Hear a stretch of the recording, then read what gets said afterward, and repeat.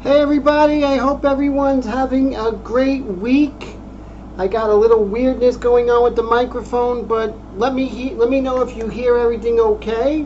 This is part 3 of the Pastel Portrait, going over the Pastel Portrait, going over an airbrush underpainting. So can you guys hear me? So let me know if you can hear me, guys. Hi Colette, how you doing? Mike Deloach, how's it going?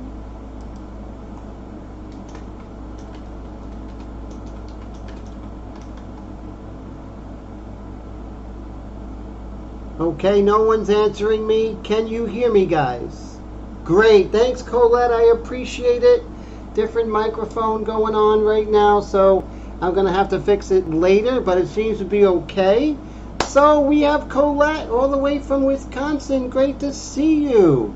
Willie, how you feeling? Always great to see you, my friend, all the way from Massachusetts. We have Steve Lang, Mr. Steve, all the way from the UK. Great to see you. Mike Deloach, all the way from the outskirts of Atlanta, Georgia. And let's see who else we have today. Rick, how you doing? How's everything going? Rick Lotta from Canada, if I'm not mistaken. Montreal, is that true? Let me see. I'm trying to get all you great people's locations, you know? So that's very, very important.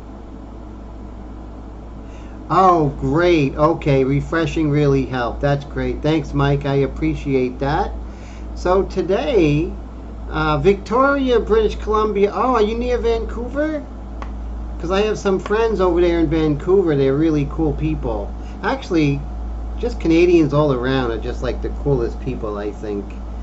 They're just like, I get good vibes from Canada. Not sure why, but I always do get very good vibes from my Canadian friends out there. You know, you guys are really neat. Just a stone throws away. Oh, cool. Okay, that's really neat. So I love to hear that. So today I'm going to draw you a little curveball. I know we started off with pastel pencils, but now I'm going to be using regular pastels, mixing it on the palette, and just continuing my demonstration.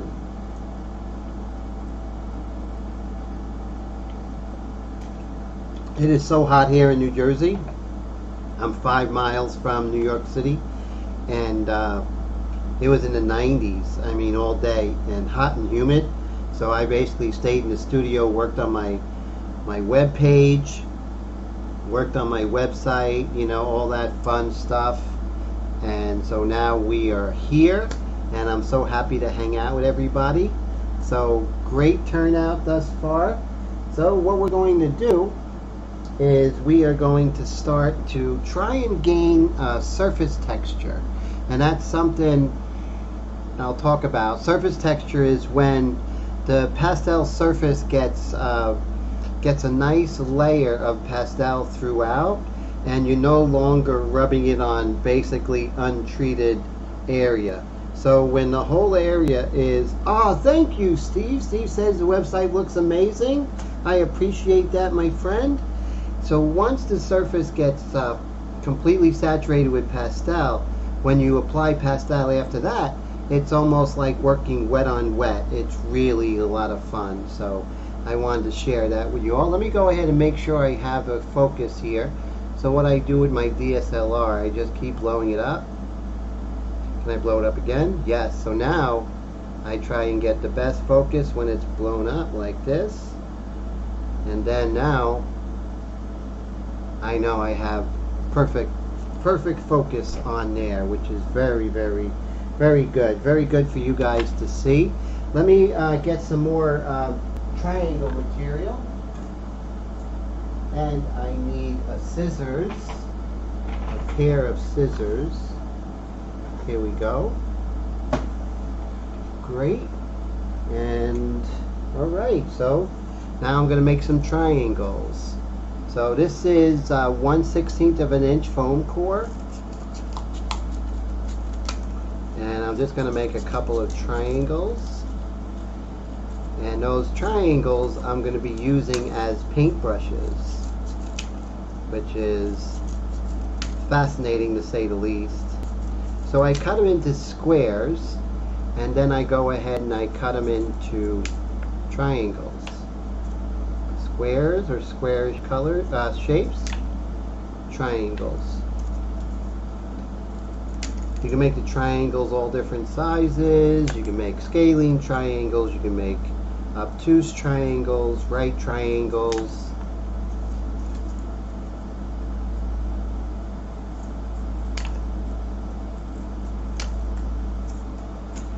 They're like the packing peanuts, but they're not as disposable. You want to use them a little bit longer, right? Because the packing peanuts, you have many, many, many of them. Okay, so in the early goings we're going to be scumbling, and we're going to be using the packing peanuts as opposed to the foam, right? So what you do with this is you peel the little outer layer, right? You see that little outer layer? And then you make any kind of point you want. And now I'm going to bring up my reference. Let's put up her reference as well. Where is her reference? Let's see. Just got to come over here. So what I'm going to do is I'm going to add a picture so you guys can see her. Let's see.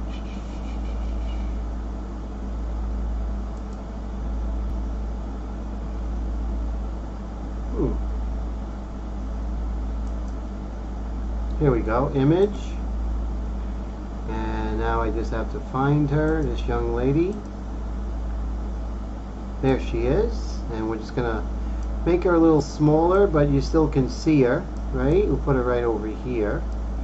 And now we're going to start to paint, right? Let's get this going. All right, so now if I'm looking at her, let me bring up my Pure Ref.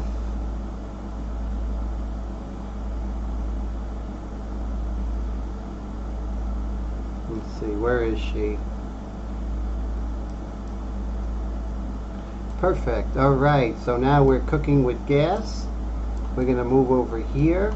And all right, so right now I'm going to be looking and say, where am I neglecting any areas? And I think I can come in with more of a fleshy color here. So I'm just going to come in here, a little darker pink, maybe a little bit of red. And what I'm going to do is I'm going to start to scumble in some of this fleshy color here, just to darken it, darken some of this fleshy color.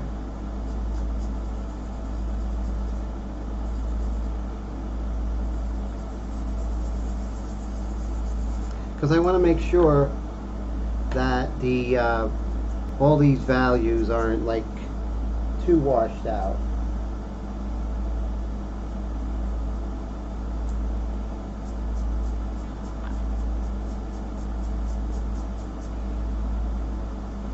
Usually you want to give maybe about 3 strokes and then move on and reload. You don't want to be spreading everything around too thin, so that's important. I'm just giving some life to her skin here. And I'm just going to take my time. So what's everyone doing here in the United States with the 4th of July? Any picnics or barbecues, family over, anything like that?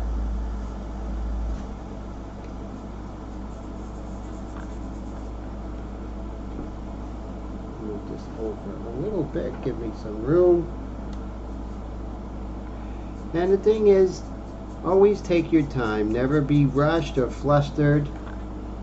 Just take your time and just worry about working on the area you're working on and then going from there. See, I'm just putting more flesh color into her cheeks here.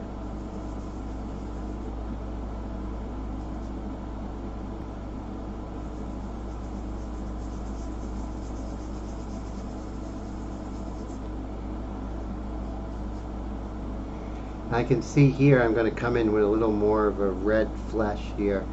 But right now I'm just kind of working on the local color and trying to cover the surface with pastel.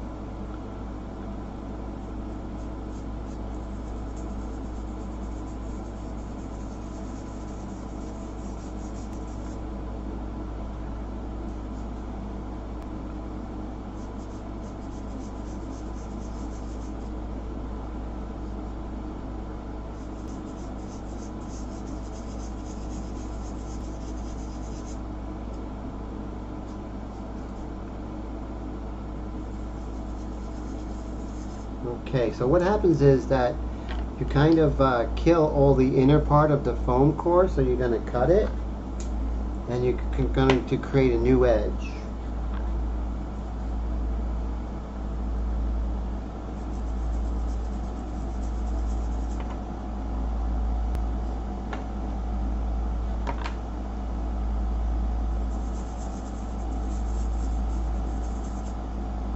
Definitely more flesh, more red, pinkish color right here on her eyelid. So I'm going to make that happen. Really what we're doing now is just covering the whole surface with pastel. Like I said, achieving that skin texture, and when that surface texture, once you arrive at that surface texture, then you're not going to have anything fighting you. It's going to be like working wet on wet, like watercolor or oil. You get that surface texture. And you don't know when it's going to come, it just sort of arrives, you know. Oh yes, Rick just had his July 1st Canada Day celebration. Still a bit hungover. Good times, that is fantastic. And Colette says going to her daughter's for a cookout. Oh, that's great. I love to hear that, Colette. And Mike Deloach says we're doing something like a reunion, some I haven't seen in several years. Wow, that's fantastic. Oh, I know you're going to have a great time. That is fantastic, Mike.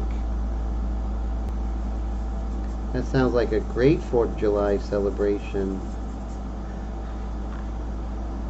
A lot of fun. So I'm glad you guys seem to be having fun this holiday weekend, which is wonderful.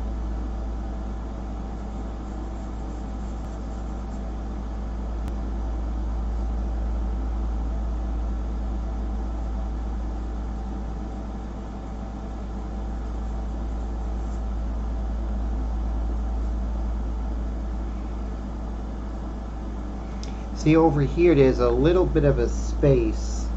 Let me see if I can show you where that space is. Oh good, I have this little piece of kneaded eraser here. Right here on the ear, I kind of closed it off, but there's a little space right there. And I'm just making a mental note of that.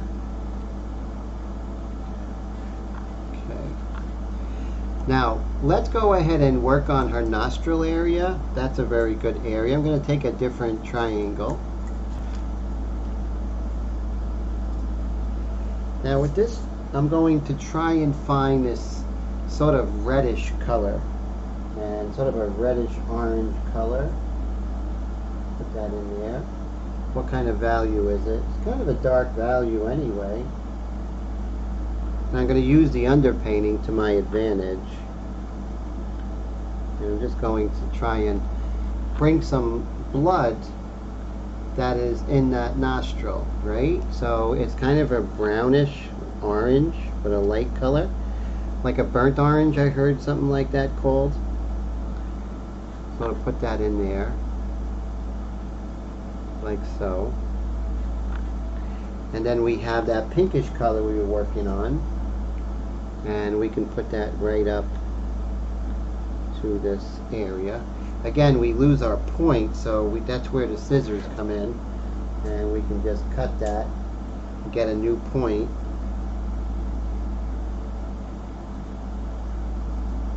And we could just move this in here.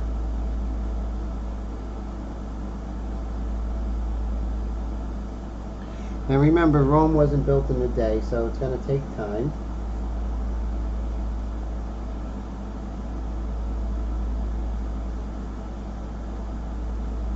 And you notice I don't get too involved in details at this point, but some details you have to address.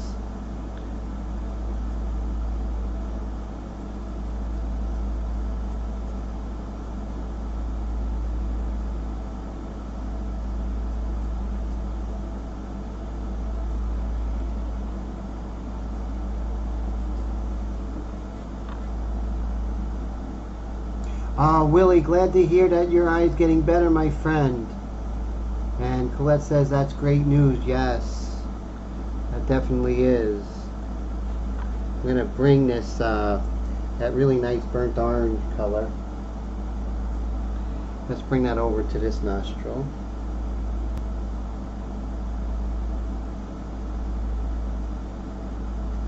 So this technique is infinitely better than trying to work with big pastel sticks, right? So it makes a big difference.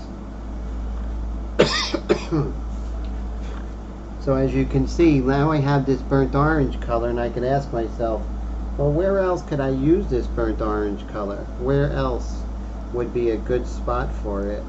So I'm going to peruse around her portrait, around her face, and I'm going to see if I could find that burnt orange. And of course I see it right here, you know, where we were working. And then I see it right here in the corner of her mouth. Let me show you.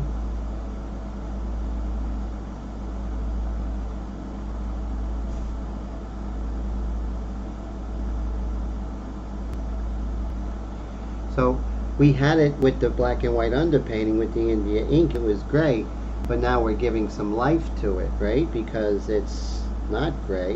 It has to do with flesh. So it is this kind of burnt orange color.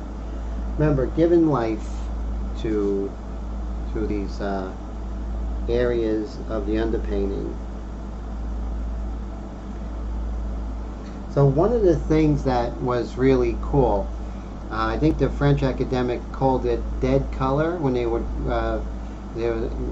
kind of describing the underpainting. Sort of the colors are all dead, but when you start laying in color, you bring the person to life. So I thought that was interesting.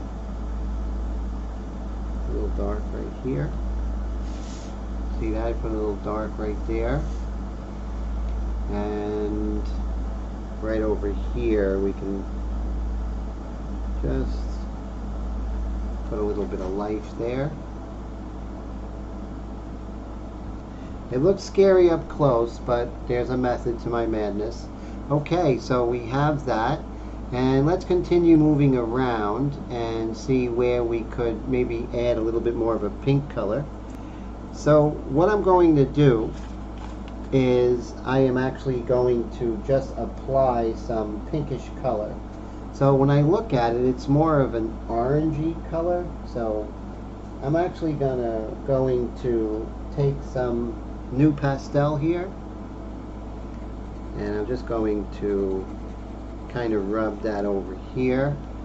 It's very interesting. So I'm kind of putting in some color to do something with it later as far as blending it, right? So I'm going to move around here.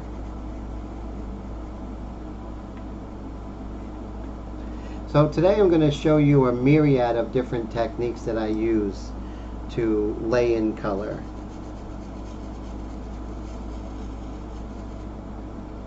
So where I see this orange color, I'm just going to move about.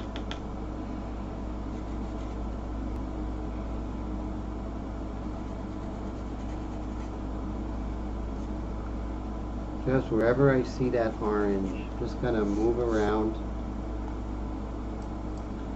It is still hot in my studio, so bear with me, guys. I'm a little talking a little slow because it's like super hot. I'm just praying for, you know, November. Putting a little darker orange right over here. Okay, so now I have that. Now I could just go ahead and start blending, but before I do, I'm going to blend it with some other colors. So remember that fleshy color that I had earlier. And now what I can do is kind of blend that in with the flesh color that I was doing.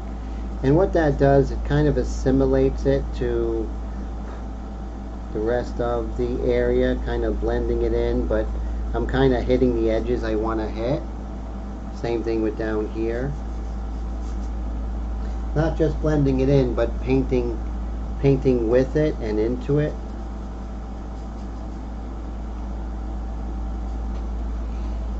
And it's extremely intuitive, right? So, you know, I'm sort of, you know, painting and just assessing and keeping my eye, a lot like a chess player will pretty much, you know, always see the whole board. That's what I'm doing here. I'm seeing the whole picture as I'm working.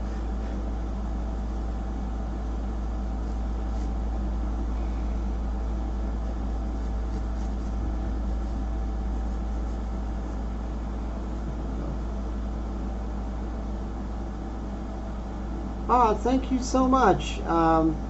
Mr. Deloach says, this is nice seeing pastels done correctly. When he worked at school, not teaching, the art teacher had oil pastels for elementary students.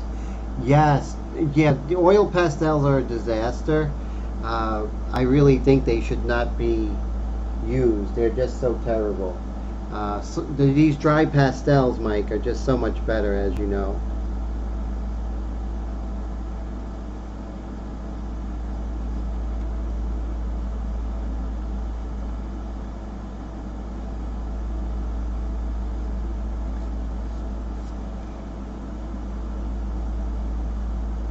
Okay, so looking down here, I can see this is a darker value. So I'm going to come in with that darker value again. But this time I'm going to start going a little bit softer. I'm going to be using these foam triangles.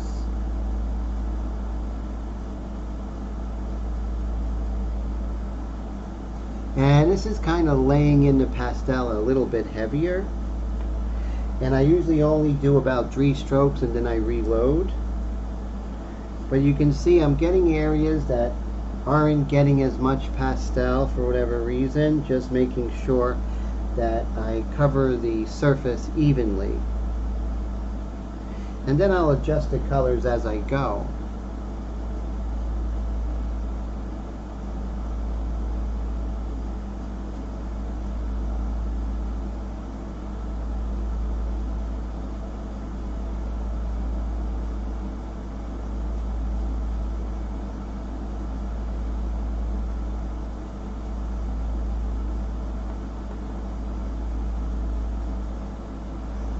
Also bring this darker color right here on her temple.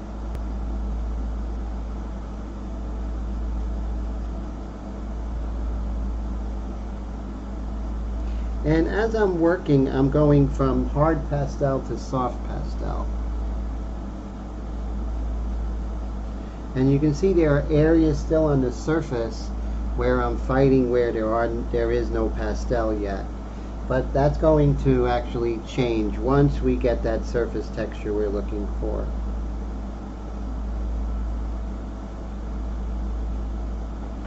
But yeah, I'm kind of in a rush, right? You know, but that's okay because I'm just going to make sure that I keep working and try not to let my impatience get in the way.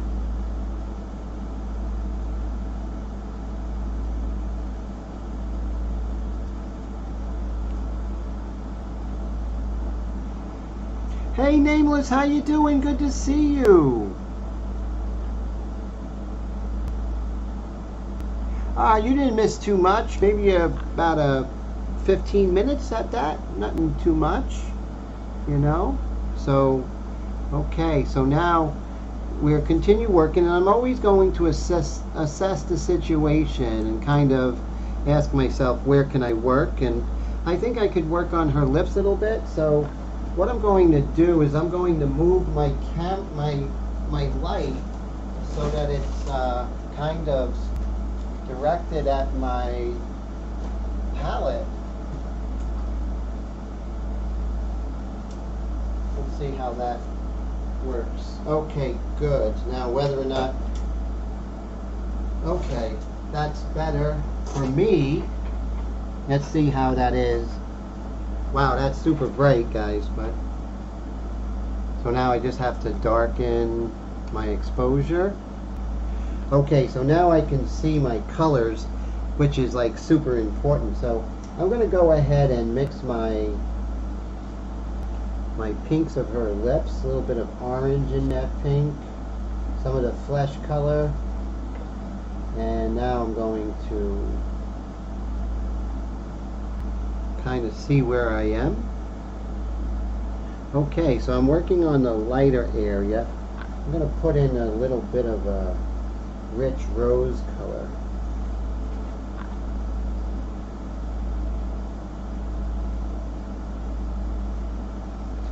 See how this goes.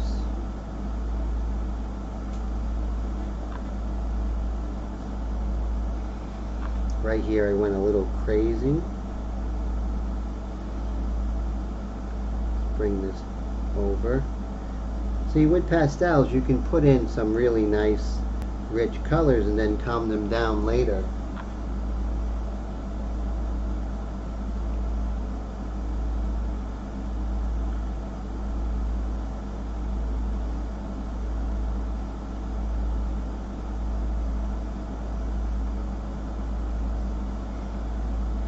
Now I know we have some lights over here, but that's okay. We got plenty of time.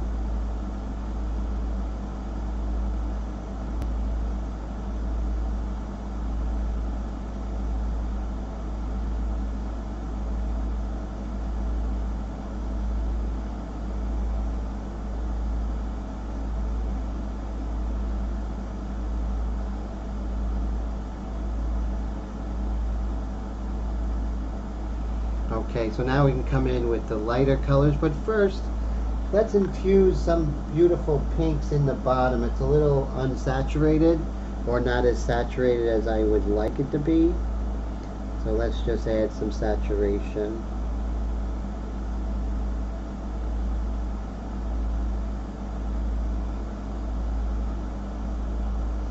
With pastel, you could apply it so lightly that it's, no matter what it is, opaque. It's going to have a transparency to it. And you see I'm still fighting areas of the surface that don't have pastel on it, and that's when you're getting an irregular application. But that's why we're working on surface texture right now. Surface texture happens while you're working, right? So that's basically what's happening. So now that I have this pink, where can I use it elsewhere in the painting? So I always ask myself, and maybe I could put a little bit over here. So yeah, so now I have the pink, I might as well continue. Let's see. Nameless says, I've seen people do beautiful work with oil pastels, give it a vibrant, shiny color. No, those things are horrible. There's nothing good about them. Serious. Are those, Nameless says, are those Pinkle pastels you're using, like colored pencils, or nothing like them? I mean, far as I feel, these are different brands of pastels I'm using. I'm actually mixing the pastels on a sandpaper palette, and then I'm applying it with this here. And now I'm just going to start putting in the lights of the bottom lip there. So a little bit different. This is like the next layer, right? When I get, so the pastel pencils, Nameless, are very hard pastels, but as we go from hard to soft, that's the main goal, is going from hard to soft. And different brands are different degrees of softness, and so you want to go hard on top of soft, because if you went actually soft on top of hard, because the other way around, it wouldn't take the pastel. So it's a little different than other mediums in that aspect.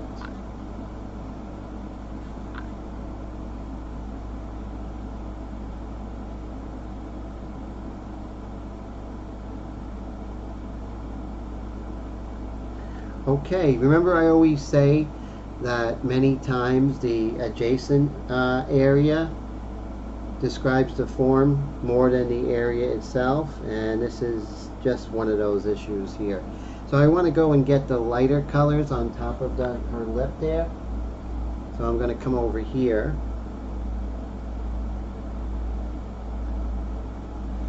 And I'm just going to start to get the shape of the lips by working on the adjacent shape, which is the flesh color just above the lips there.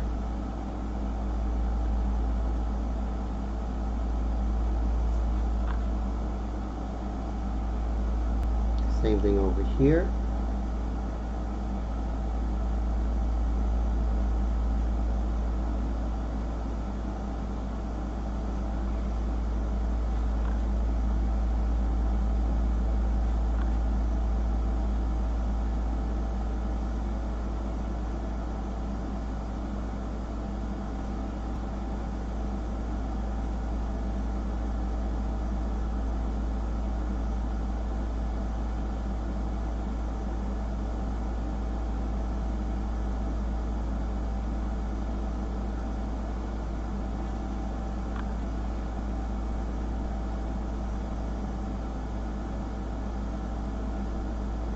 And where you see it's super soft edge, leave it soft edge.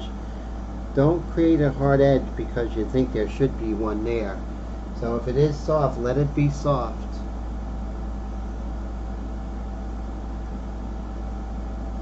Just keep that 1 second rule going. And it takes a while, of course, to always settle down when you're painting. Give yourself time to settle down. Going to make sure I'm focused. There we go. Great. Okay. Now let's work on her teeth. So when I see her teeth, they're actually a very grayish color. But let me shape these lips here. And then I'll take my kneaded eraser and try and make a hard edge.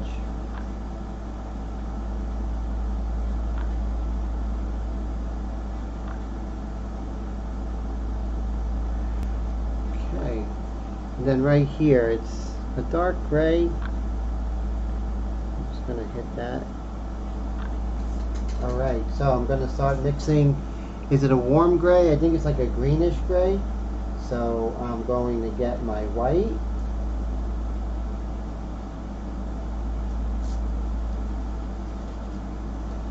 And my green. And my gray. And we're going to mix that color. I'm going to do it in one of these foam triangles here, because this isn't an area where you want to scumble.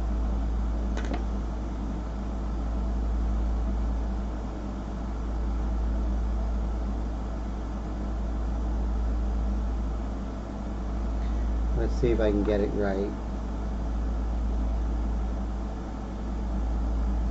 I can probably go a little bit darker, which I will.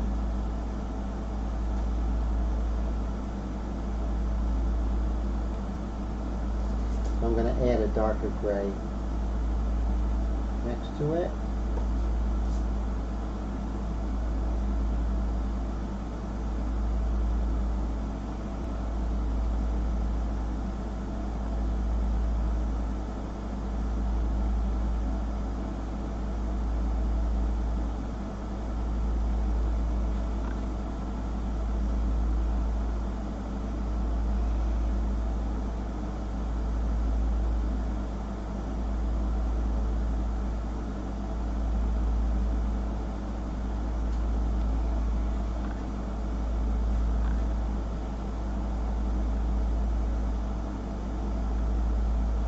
Okay, so now I'm going to start having it so it gets a little bit darker as it's a kind of the overhang of the lips. I'm making it darker. So I'm going to add a darker gray.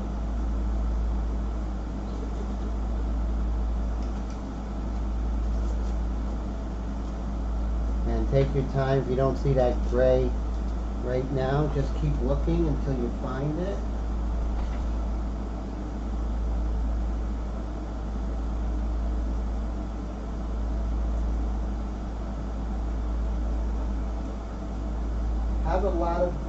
Grays are your best friend when you're painting in anything. When you're painting in color, you're going to need grays.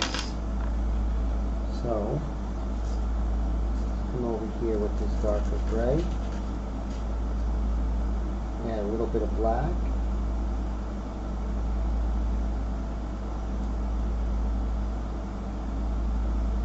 Alright, so now we're going to just slowly start to gradate that. Let's zoom in. Okay. See right here, I'm just going to just start to gradate the values.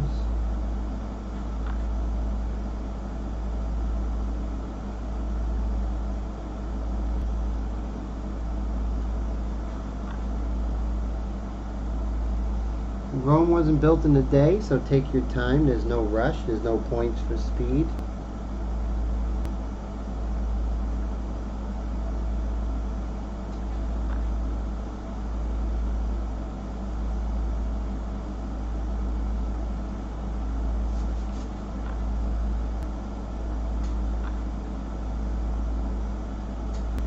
Okay, so now we can add that really dark color. It's like a dark pink on the corner of her lips there, corner of her mouth, where her teeth are.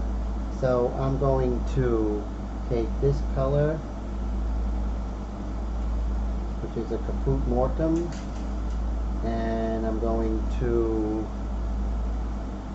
add a light gray to it, and we'll see what we get. I'm going to take one of these triangles and I'm going to cut it so I have a fresh point, right? Next week I'm going to set up the camera so you can see my palette. So that's going to be good. You're going to really enjoy that. See, now I'm getting the value I want. Now I may have, getting the color I want. I just may have to darken it.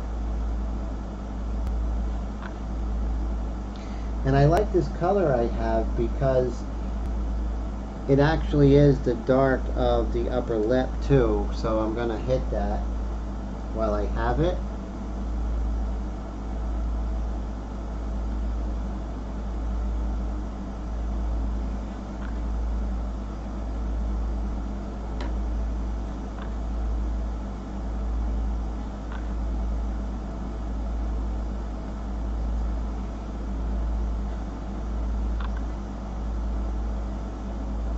So you will find when you find the values or colors elsewhere that, not the values but the colors, you'll find that they echo throughout the portrait.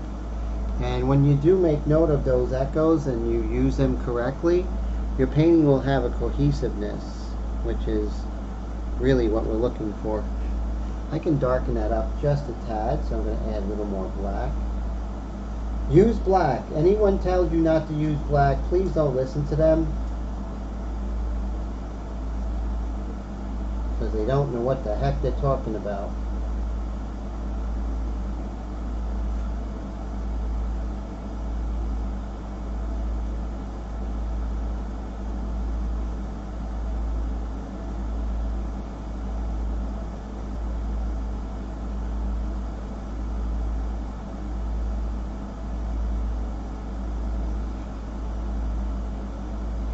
Same thing over here.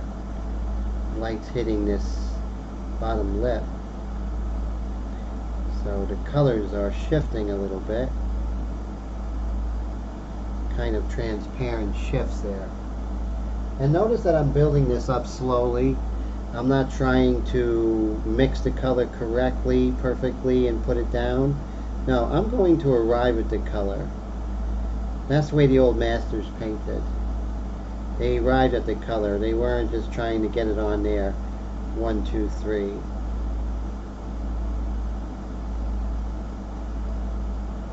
See, now I'm setting up a lot of the shapes that are there, right? So it's important to actually hit that.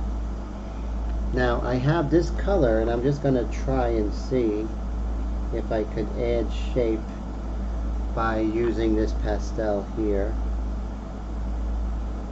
There are no rules, right? So, you know, if, you know, whatever I need to do to get it to look the way I want, I'm going to do it. Okay, so let's zoom out and see what we have. Exactly, Nameless. Use black, man.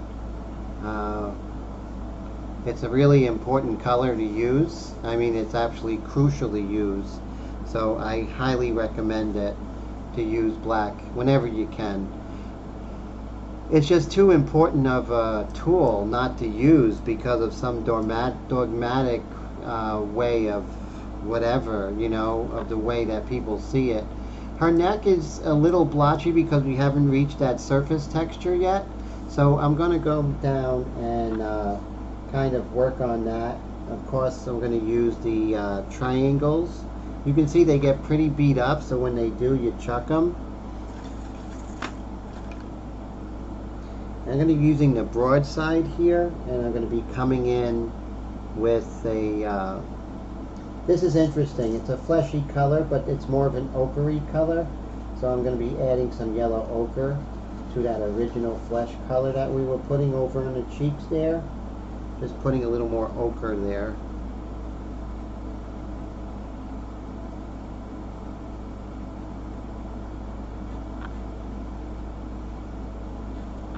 Hey Brad, how you doing, sir? Good to see you. See that right there? I accidentally pulled off some color I didn't want from my palette. That's when you want to actually start cleaning your palette. But you see, rather than go ahead and, you know, just spread that into and make mud, I'm just going to take my kneaded eraser and I'm just going to pull that up. See that? Why go ahead and take that nasty color and put it into your rest of your painting?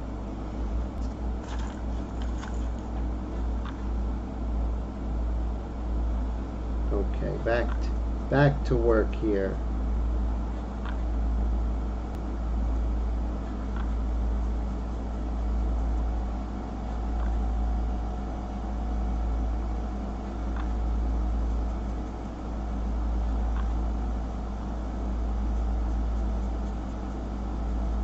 And I'm going to bring in the lighter values later. Kind of like a sandwich you're making, you know, with light, middle tone, and the dark. So you're always making a sandwich. So you got to get the borders on all three sides correctly. And that's where you're going to find your shapes, when those all three borders are on the money.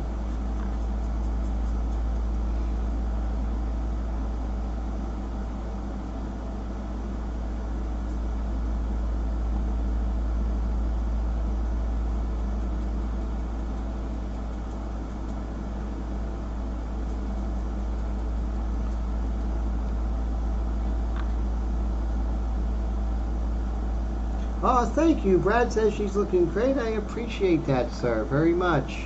Little by little, we're getting there, you know? And like I always say, we're not trying to nail those colors. Those colors will come. We will arrive at the color. And that's the way the old masters painted. They didn't try and get that color absolutely perfect at once. They arrived at that color. And we still have our packing peanuts, and we can use them periodically when we want. No rules. Whatever tool does the job is the right tool. So that's great. And so I'm going to bring in this grayish color coming right down here.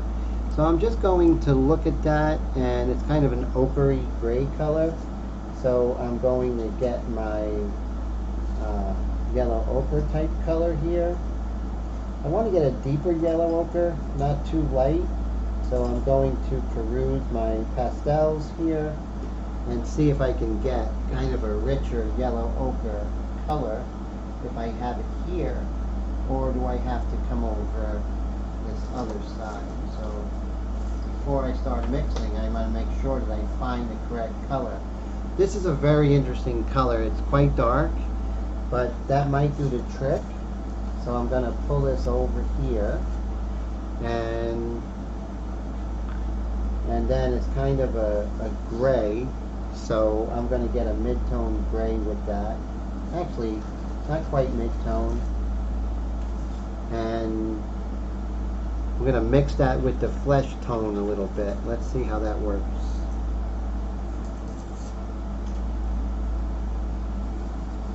Like I always say, I want to get the ballpark figure of what I'm looking for. It's going to be pretty gray. Let's see what it does. See if we got it.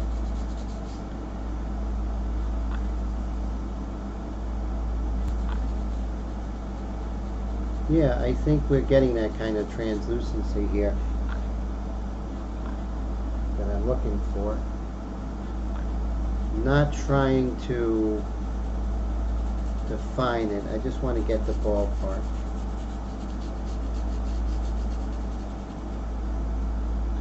Oh, look at that. That's so nice.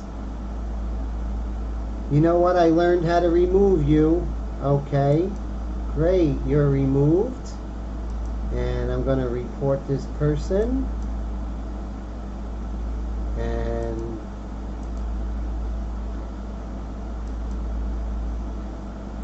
let me go ahead and keep removing this. Hide user on this channel. Okay. So now I have to remove all their stupid sayings here. Yeah, you know, it's interesting. When you're doing something that's really good, you seem to get a lot more enemies, right? When that happens. And stuff like this is happening. And that just makes me realize I'm on the right road. You know what I mean, guys? When I start seeing stuff like that.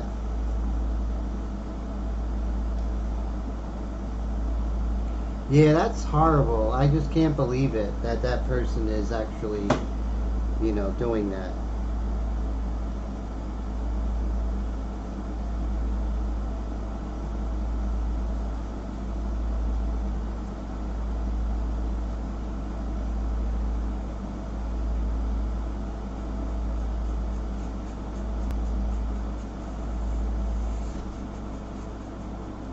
But thank God I learned how to get rid of people. Okay, I got to continue doing it. And let's see.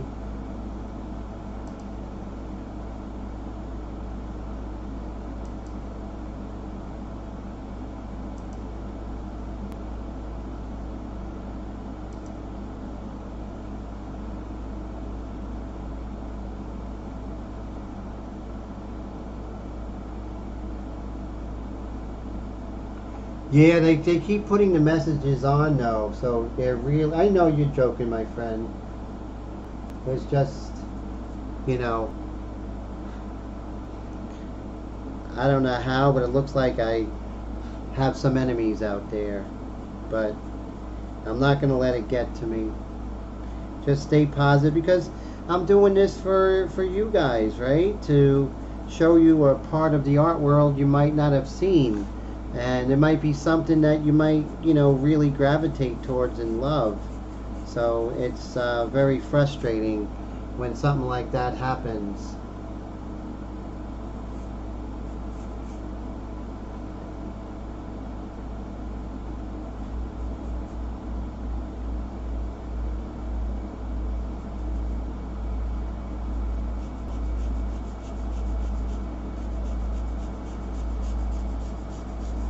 And you can see how I smoothed out this area, and now I'm going to actually take, remember the packing peanuts are great, you know, they're so inexpensive, and you still could use them even in the later stages of the pastel painting.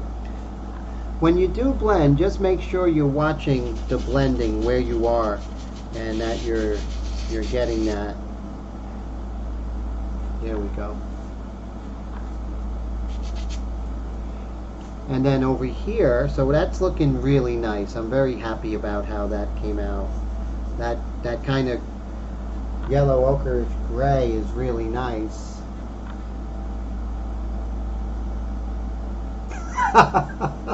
Thanks, Brad. I appreciate that. Thanks, Nameless. I appreciate it. Thank you. Yeah, they're trying to mess up our fun, you know? That's no good.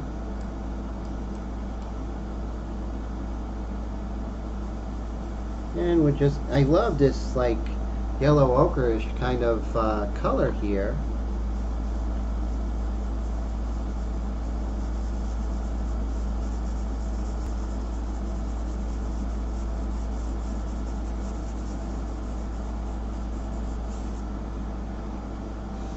So we see where, and then now, see how this sort of pinkish color, we want to bring that into this kind of sandwich this way. So we're going to move in that lighter color again. So I still have this triangle here. So I can actually move this light right into here. Oh yes, I did, my friend. Thanks. Great idea, Mike. That's for sure.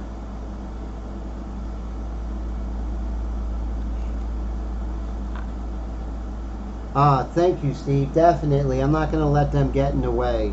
And thank you, everybody, for your support. Definitely don't want them to get in the way of, you know, a good thing we got going here. And you see how we're building up the surface texture. So now, you know, you have the ability to work in different ways where you can actually come in even with a straight pastel. Like a white here, we can actually come in here with the white, and we could just lighten that value real quick. So there's some shortcuts that you might be able to take. There's nothing wrong with that. Well, sometimes when I say there are no shortcuts, it's not true, because here's one. So now I can take my packing peanut, and I could just ever so, but you're still doing the 1 second rule when you're blending. You're not just arbitrarily blending.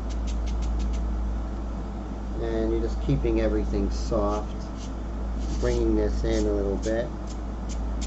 And as we continue with the surface and it gets saturated more and more with the pastel, more and more layers, that's when that surface texture is going to appear. And it's just going to be glorious. When you guys do it, it's going to be great, you know. So I'm doing this in hopes that one day you all fall in love with pastel.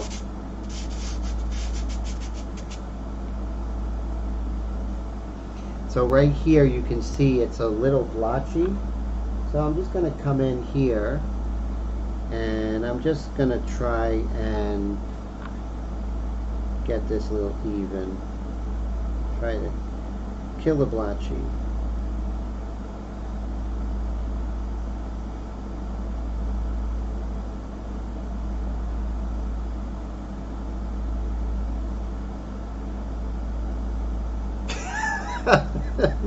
Nameless says, you know, that's pretty funny, Nameless. Thanks for the laugh. That's cool. Okay. So we have this like wonderful orange color. Remember that orange color we had in the beginning? I think we could revisit it over here. But that's kind of a dark orangey color. We want like a light orangey color. Light kind of fleshy orange. So I'm going to mix that over here next to my flesh color. Not my flesh. And I'm going to cut it because there's some dark on the triangle, so I'm going to cut it to make sure I don't pull off some of that dark from that earlier mixture. Let's see if I can pull this up over here. Yeah, see that orange that we're starting to pull over?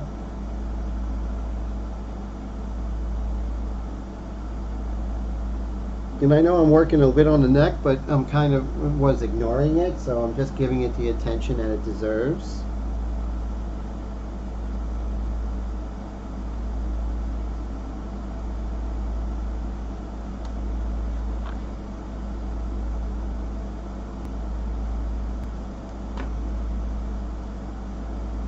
And you can see I could definitely darken the cast shadow of her chin, but that's not necessary just yet. And then we can come back in with that light color. And I don't see a triangle for that. No, it was here. Probably fell. Cat got it.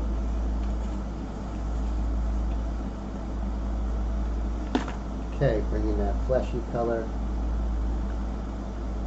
See how we put one color into the next, right? Not just blend all the time, but definitely try and see where those edges really meet. Kind of get that kind of, you know, very intricate tapestry.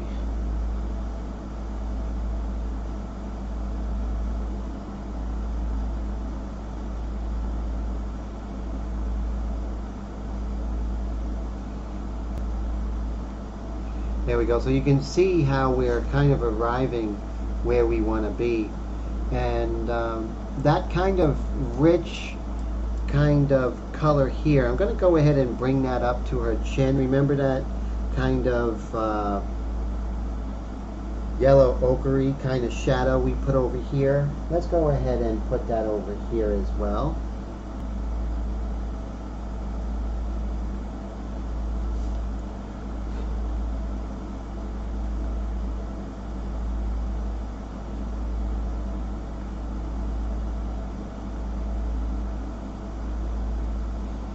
Little by little, things start to develop.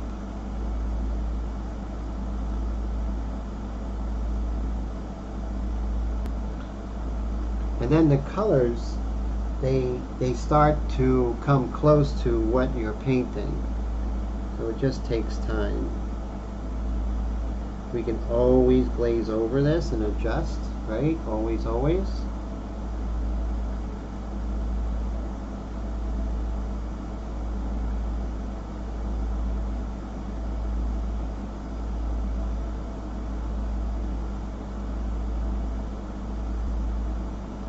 So I'm going to, if I go very lightly, I can just change I can just lightly go over that value there. So I'm just going to put very light pressure. So the lighter the pressure, the less pastel we put.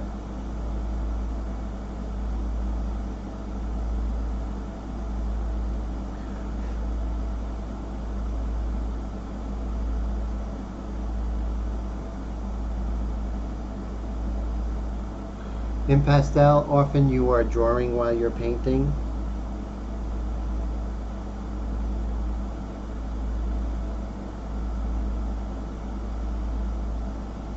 Pick the peach color. Thanks, Mike. I appreciate that. And yeah, so definitely. So good call, Mike. So we are going. We will be going glazing with color in the future, definitely. The near future, but right now we're just kind of finding those values, right? Because one of the biggest sins we can do as painters is get those values wrong. And as you can see, we are just continuing to move down. Harvey, my teacher and mentor and biggest influence as an artist, told me that you want to kind of connect some of these larger forms to create much more beautiful unified forms. And that's kind of what I'm doing here. I'm creating a unified form that's going all the way down. So do you see how I'm kind of connecting these forms to create one very strong form? Now, why Harvey told me to do that is that you want your painting to really carry from across the room. If you're in a group show and your painting is there with 8 paintings on the same wall, you want your painting to knock the other paintings off the wall, so to speak. So that's why we're kind of doing this. And so yeah, you can see, and then we're going to glaze some color over this.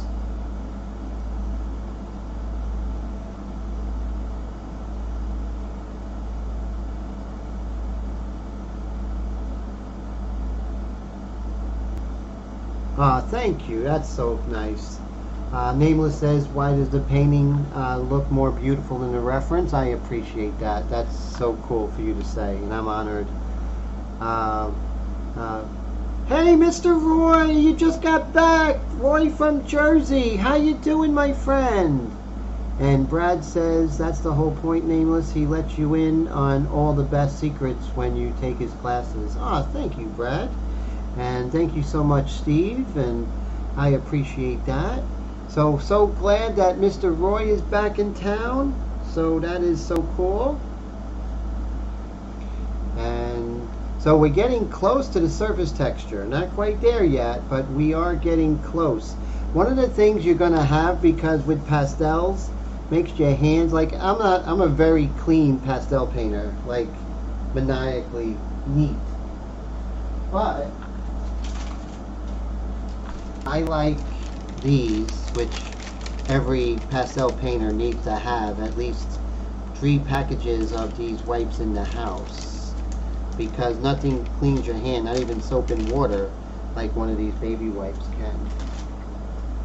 Just gets rid of the dryness, because the pastel dust is just going to dry, take all the moisture out of your hands, and then it feels really bad, you know?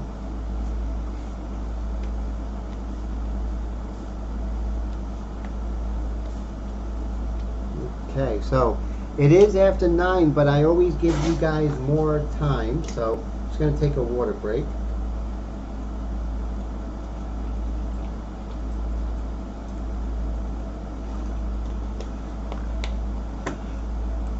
So let's assess what we're doing now. So basically, as you can see, we're just building up surface texture, and that's what we're working on. But as we're doing that, we're trying to get the values and the colors. So if the colors are on the yellow side or on the blue side or on the pink side, you know, always trying to go that way. However, with the caveat of not getting overly saturated. That's so important, you know. And so Mr. Deloach says you're basically adding shadows like an underpainting, but on top of other pastel. Well, basically what we're doing is we're always arriving at that. So I had the values in my underpainting, but the values were on the light side, Mike. So as I go ahead and start putting in the color temperature, I am actually darkening it to the value I like. Now once I get it to the value I like, then I'm going to go with subsequent lighter or transparent pastels. And with those transparent pastels, I'll arrive at the chromatic value I want. So yeah, it is sort of a dance in a sense, because I do the underpainting to get the linear and get the shapes and most of the edges correct. But after that, then I come in with the pastels to reinforce the values, kind of darken them a little bit, get the temperature that I want, like this is a yellowish temperature, and then come in with subsequent values of light glazes, and then sort of arrive at the values we want. But while I'm doing that, I'm going from hard to soft pastel, because soft goes on top of hard, but hard cannot go on top of soft when it comes with pastels. So that is pretty much, you know. Oh, Roy says he's too old to behave. That's cool. And so that's a great point there, Mike. So thank you so much. That's a great question. Yeah, so basically just kind of moving around, but right now my goal is surface texture, because it's going to be infinitely easier to paint when I have the pastel covering the whole surface. So right here I have that flesh color, and I'm going to come in. Now I want to make sure, so you always take you always cut off what you had, because you don't want to make your colors muddy, right? And how you make your colors muddy? By mixing things you don't want to mix. So if I had that kind of dark that dark color, that burnt ochre color, and then when I'm trying to come here and kind of get the surface texture, I'm going to be putting color I don't want, and then when that happens, that's no fun. So now I'm just going to try and get the surface texture while smoothing out things. Okay, our friend is back, so you gotta go. You don't gotta go home, but you can't stay here. How's that? Bye. Adios. Lo siento. Goodbye.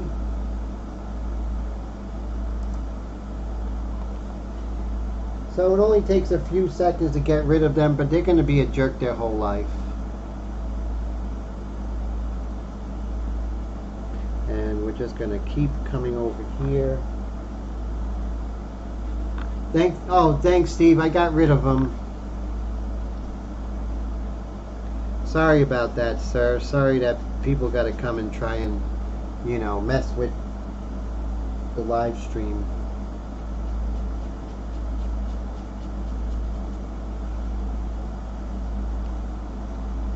So I'm going to come in and kind of put a little more softer pastel here. We get some white.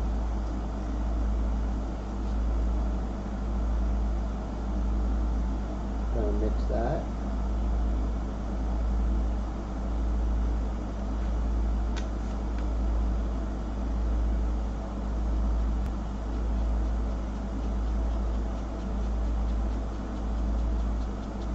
So right now we're just kind of covering that pastel.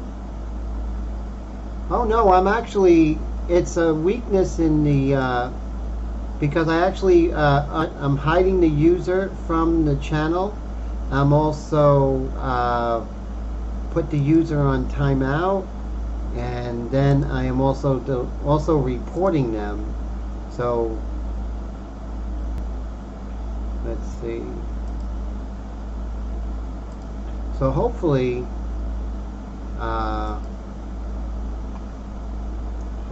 they will not be able to come back.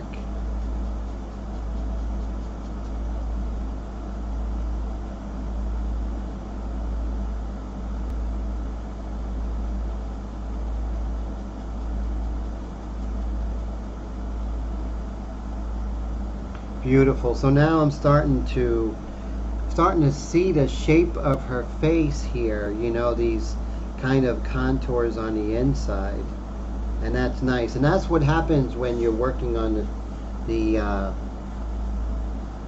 surface texture. Things start to make a little more sense. And then you could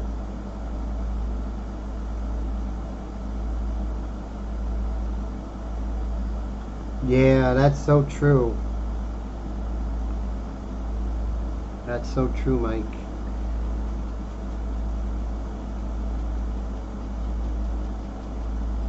Well, I'm getting faster and faster on getting rid of them. So if they want to waste their time for a 30-second plug, that's okay, because I'm just going to go ahead. I'm going to get faster, like Quick Draw McCraw. I'm just going to be like the quickest deleter in the West, actually in the East. And come in with that beautiful orange color. Remember that? We'll just put that over here. Slightly glaze.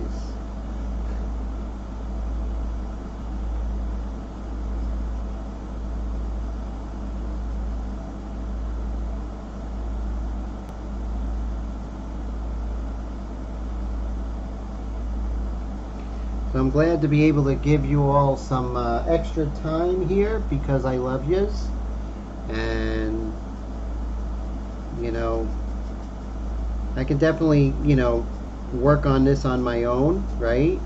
But I want to share it with you and hopefully inspire you to try this really wonderful medium. That would make me happy. And you guys have me to answer any questions that you might have. And I'm also offering Pastel and the Portrait in my mentorship program. So if that actually tickles your fancy, let me know. See how I'm bringing in some life here into this area. It's just so much fun when it kind of comes together. And you know, it might be orange now and I could adjust it and put more pink in later, you know. Steven says he appreciates the extra time, can't wait to get into pastels. Yeah, you're gonna love them, Steven. I know you're gonna do amazing with them. You really are. You're going to really, really do well.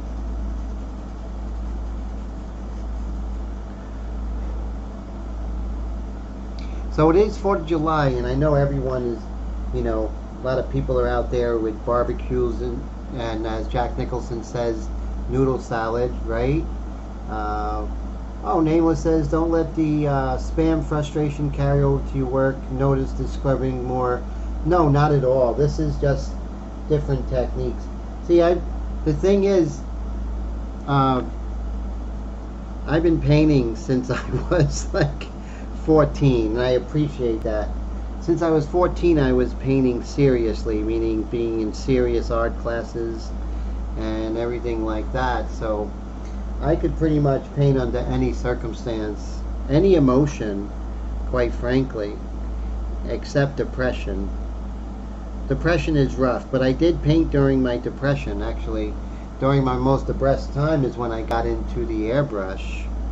But it's sort of like breathing for me, you know. Painting's kind of like, you know, kind of part of me in a weird way. But thank you for that. I appreciate that, Nameless, looking out for me. See how I'm bringing life into this, and you can see this is a bit opaque, so we're going to fix that. But notice how things are getting smoother and smoother as we go. That's nice. So the reason you see me acting, you know, scratching more is because I'm using the foam core, and the foam core is what you scumble in, right? So you scumble in the foam core, and these foam triangles, the softer ones, you brush. So it's like between the two. So let me come in here, and what's really cool is that I'm noticing that I'm seeing less and less of the white of the underpainting, you know. So now we're coming in with that flesh color, and now you're going to see, you start seeing this like really soft light over here. And then of course it's going to be a little more pink, so we're going to maybe glaze over some pink with that.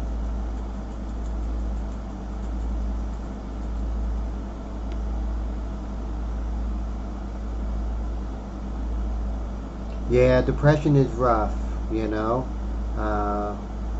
You know, it's, and I don't think I've ever painted better when I was depressed, but I sometimes did paint more, but I don't think I paint better when I'm depressed, that's for sure. Oh, hey, how you doing, Ronson? What brand of pastels are you using? Great work, by the way, thank you. A variety of pastels. I use Pit Pastels in the beginning, the pastel pencils, and then I go to a variety of tools, going from hard to soft. I use the Cretacolor, Pastel Portrait, and then I move from there into the New Pastels. From New Pastels, I move over to Rembrandt. From Rembrandt, I'll move over to Art Spectrum, which are these, and Holbein. Holbein is probably my main squeeze that I use for most of the painting. And then I go progressively soft, Winsor & Newton, and then I'll go to Schmincke, and then from Schmincke to Sennelier. So that's basically the whole spectrum. I hope that helps, Ronson. Great question. Oh, thank you. Willie says it's looking really good and fast. Thank you. Much appreciated. And Steve says, some days I find it hard to paint, but if I don't, I'm miserable. Yeah, it's like a catch-22, right? You know, we're, you know, we feel bummed out and we don't want to paint, but if we don't paint, we're more bummed out. But how do you get yourself to paint when you're bummed out? You know, it's kind of kind of a, like you say, a paradox, right? And Mike DeLoach says, this is where the affiliate links would come in handy. Yes. So I just started, definitely, Mike, definitely. So I just started bringing back my website. And if you check out my website, you'll see some of my pastel paintings on there. The website is not fully up and running, but I'm going to put a link there for you all.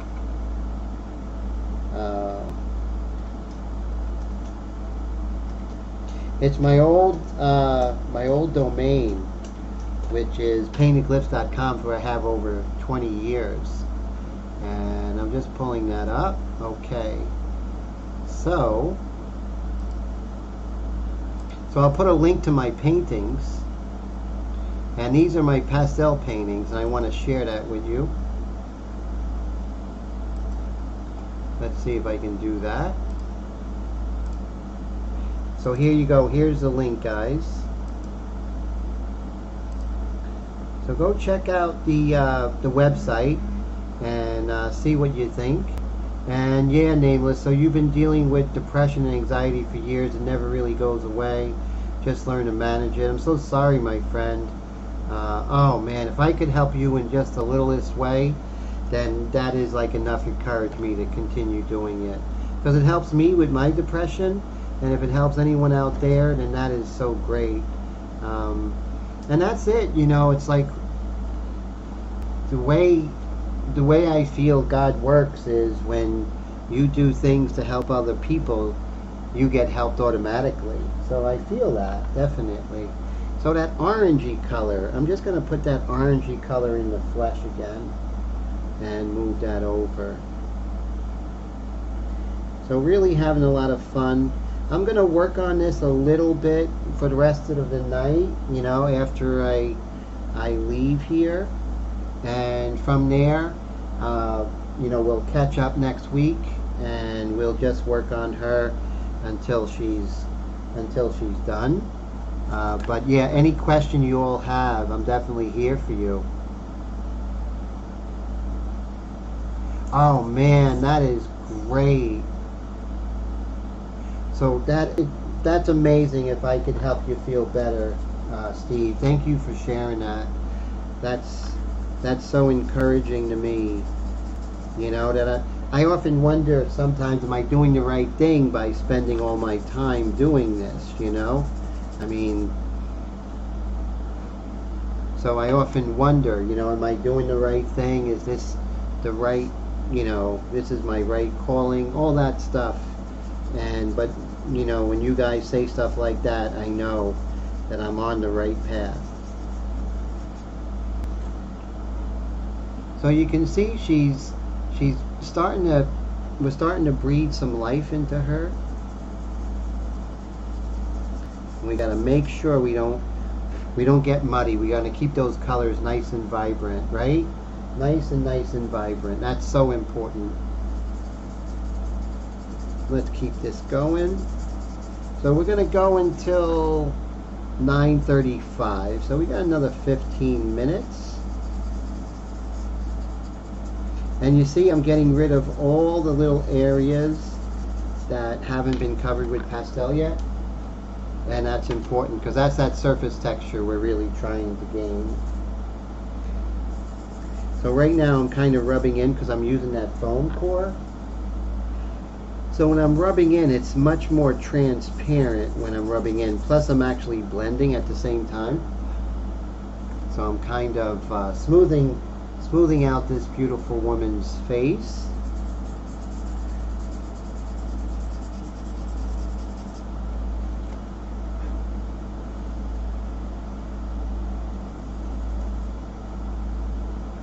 Oh wow, that is so fantastic. So Ronson says, the work on my website is amazing. You do an awesome job at capturing emotion in my paintings. Do you use varnish to seal the pastel, or you seal it, or if not? Great question, because what I do is I never use fixative, because I feel fixative, what that does, it actually changes the texture and the color. So I just frame it with either a matte and glass or just put the glass right on top of it and frame it. And that works really well. I have paintings for many years that are as vibrant as the day I painted them and protected. So great question. And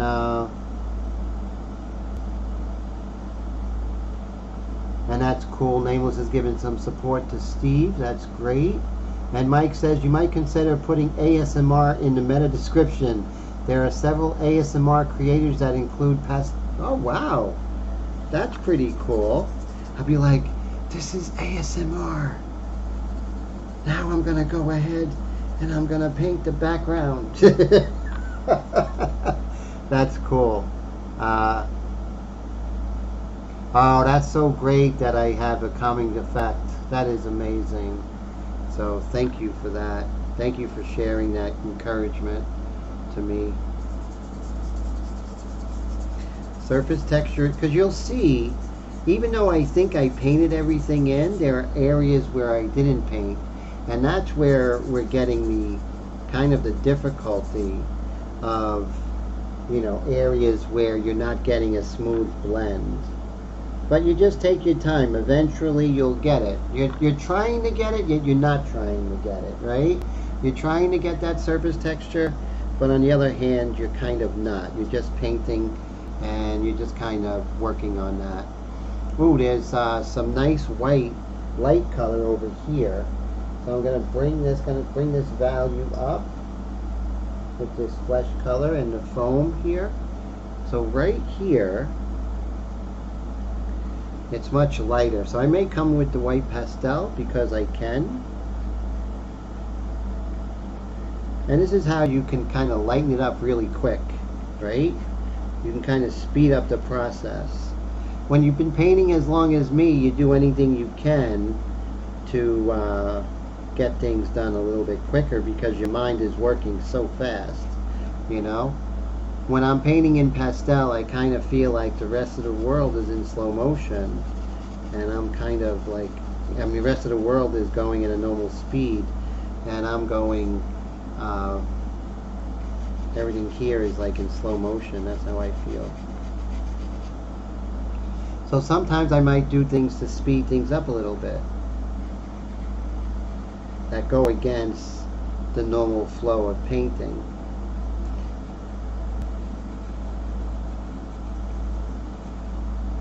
With airbrush, I'm a little more pragmatic when it comes to airbrush because I haven't been doing it for like 30 years, but I've been doing pastel for 30 years. So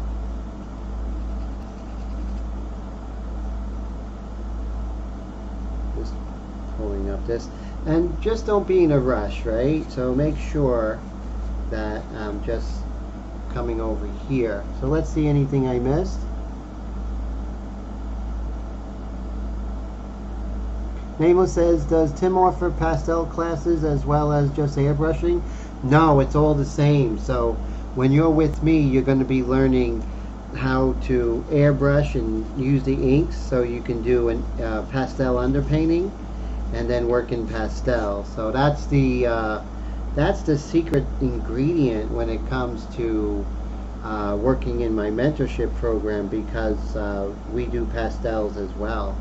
But you have to work your way into it, right? So we have to make sure that you're ready with the underpainting and then slowly assimilate you into color.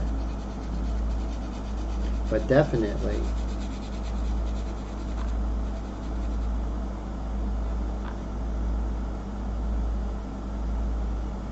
Oh, cool. So Colette says, Steve, you guys are going to love pastels. Thank you, guys. I appreciate that.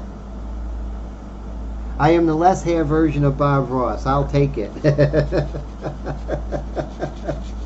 That's funny, Mike. And Nameless says, Tim, I like those dotted highlights on the chin, but it does look a little harsh, bright. Oh yeah, this is just laying in the values right now, sir. So I'm just, remember, we're laying in one value, so I mean one layer. So you see, that's only a layer which I'm using to kind of speed up the layering process. And then you'll see as I come in, even with my packing peanuts, I'll I'll actually bring that over. So right now I have my packing peanuts and I'm going to tap it, right? See how I tap this? And so that's how I'm going to assimilate this lighter color. Because remember, Nameless, we are always arriving at our value and our saturation and everything, just like when we are working in pastels, right? I mean in Airbrush and the India ink. That aspect, there's no difference.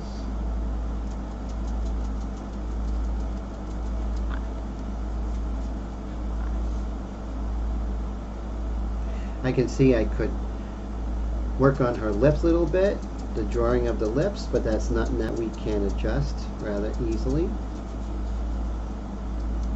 So right now, just like as if I was working in Airbrush, I'm just pulling out the shapes, because remember, the adjacent shape often describes the shape more than the shape itself.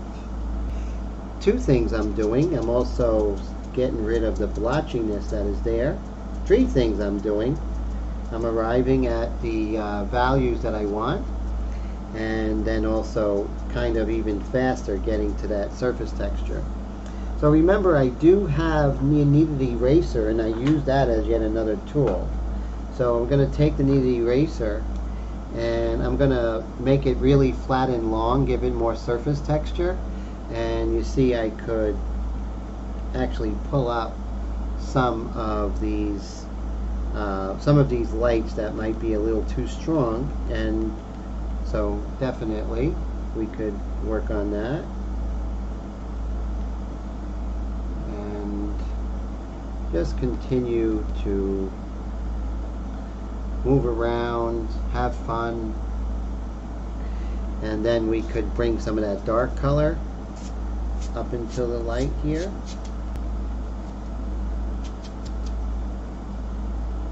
And then over here we'll go back, just tapping that. Remember, surface texture, that's what this whole episode is about getting that surface texture. Covering every inch of the pastel surface, of the painting surface with pastel, and now you'll see that things really start to blend a lot more easily. And as we go, things are getting a little... Oh, Willie, have a great night, my friend. I hope you feel much better. So glad you're here. And you take care, my friend. Happy 4th of July. So that's cool. And... okay, cool. So great to see you, Willie. Always a pleasure. Mike says, is there a neutral, uncolored base for pastels, similar to how clear acrylic medium can be used as a base? No, see, that's a great question. So the way pastel works, it's basically just powdered pigment, but the thing is, the base that you have to get, which would be similar to other bases that other mediums would use, is to go ahead and actually go with a harder pastel and pretty much get the surface covered. But we're still working on working on getting the right colors the best we can in the early stages. But look at it this way, that in this technique you're probably going to paint this painting like 4 or 5 times before you're done, meaning you're going to go over it with darker layers, also with softer pastels, and eventually you're just going to arrive at the surface. But yeah, I mean, when we get to the end, you'll see we'll start using like Schmincke's and Senneliers and those kind of brands, right? And so it's really cool when that happens. So I guess it is, the pastel itself is kind of like that, what you were mentioning, Mike. So that was cool. So very great question. So yeah, you know, all your knowledge that you have from other mediums, bring them over to pastel. You are going to use them. I mean, it's going to serve you well. One of my teachers, Max Ginsberg, once said, we were cleaning our brushes after the morning class. I'm like 16 years old.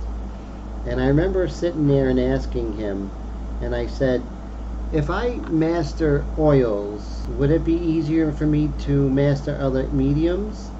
And he said, yes, once you master one, then the rest fall into place, because you can use all of your experience and tools from them to bring that together and bring that and help you.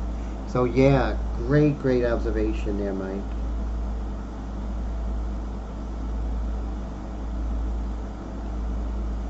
Thank you everyone for your really great comments tonight. I so appreciate it. I appreciate all of you very much. And happy 4th there, Willie. And for those who, and Nameless says, for those who don't know, it's basically colored chalk, more or less. Interesting. It is chalk-like. So what is pastel? So pastel is basically regular pigment, the same pigment that goes into your oil paints, your acrylic, your Createx, the same pigment, and it's actually stuck together with something like a gum arabic, something to that effect, and that's called the binder, and it kind of solidifies it.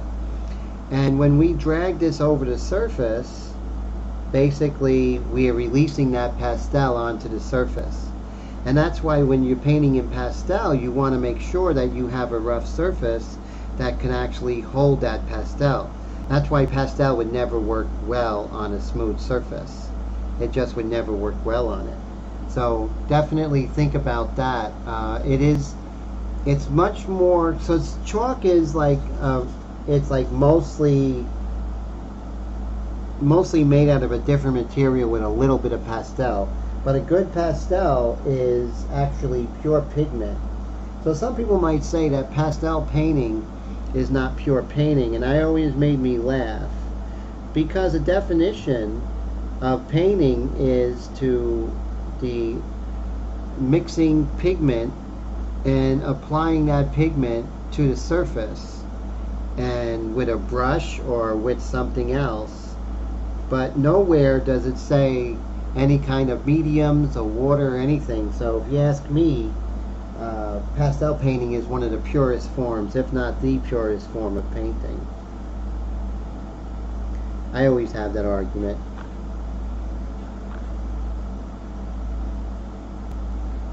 Thank you so much, Colette. We are at 9:34.